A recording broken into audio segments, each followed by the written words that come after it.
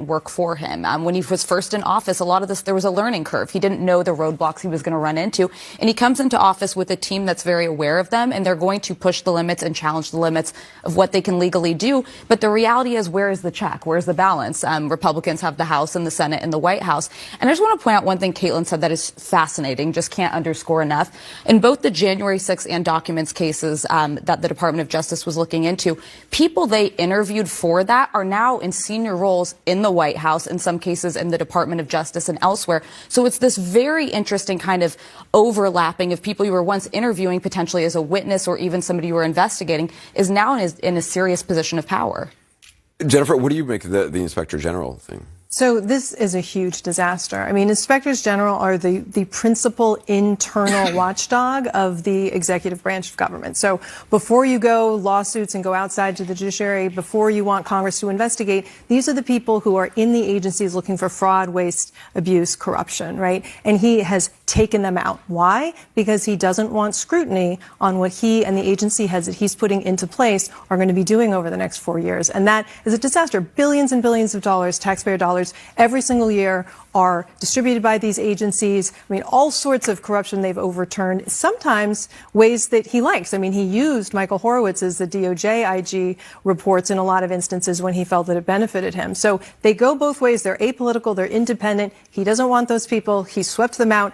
We need to look at the people he's going to bring in. And the real question for the Senate, they may not push back on these firings, which they should because they were illegal. They really need to look at these nominees. And I think this is where they need to draw their line. These people should be independent. They should be apolitical. They should have experience in the IG community. And that's what I'm going to be watching for. I mean, you just sort of rushed past, and it was illegal. You can't fire inspector generals the way Trump did. The law is quite clear. You're supposed to notify Congress and go through a procedure. Explain why explain why there's certain time limits, but all these things may wind up in court.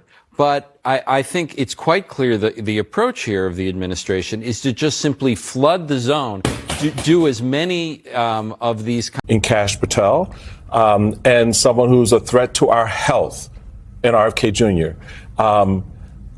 There's no question at this point that if I were a senator, I would ask them. I'd do one thing. I'd block every last one of them. I would not let it. I would tell. I mean, the White House is saying, "Oh, you Republicans, y'all don't get to advise and consent, advise and adjust." That advise and consent basically is, you do what we tell you to do. That's not your problem. You're in the minority and with a very thin majority on the other side. What are Democrats prepared to do to make the point that these three individuals is a line that they are drawing on behalf of the country, that this administration is going to have to come back to the table with somebody else? Because, I mean, you already saw what your boy from West Virginia did to Democrats for 18 months. I don't understand why you can't do the same to Republicans. Well, for me, Michael, this is not even a partisan issue. The reality is we have a responsibility, a constitutional responsibility to advise and consent.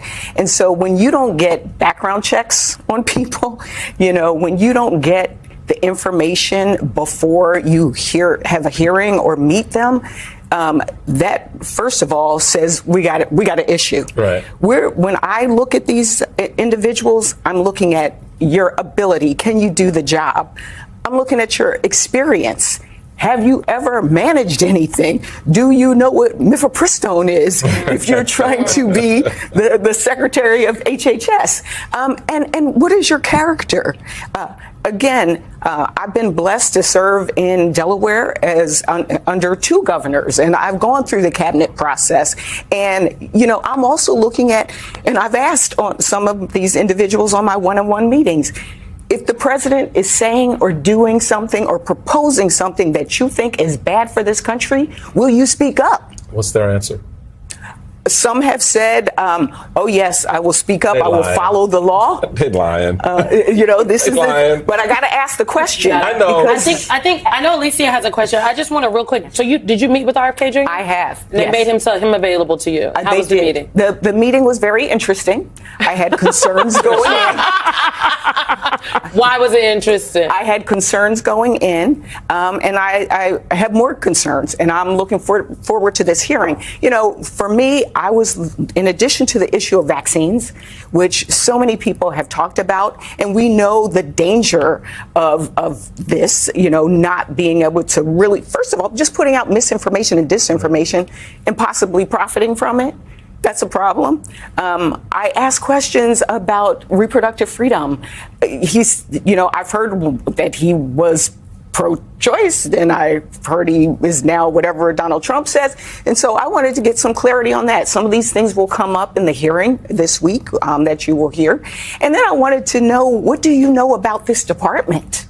It is the largest, one of the most biggest budgets in the federal government. And I was Deputy Secretary of Health and Social Services in Delaware, as well as Secretary of Labor. So again, I recognize that you're going to have to manage.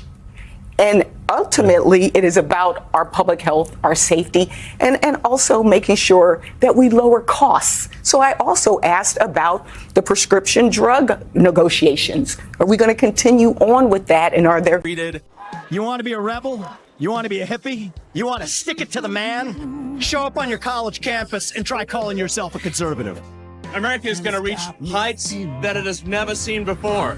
The future is going to be amazing. Go wild, but it's a pedal down kind of thing. Don't you want healthy children?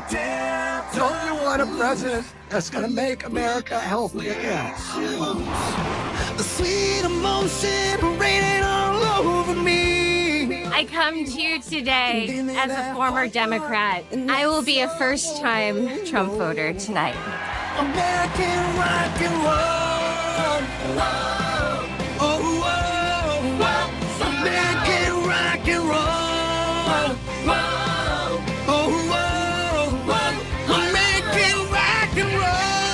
Oh, oh, oh.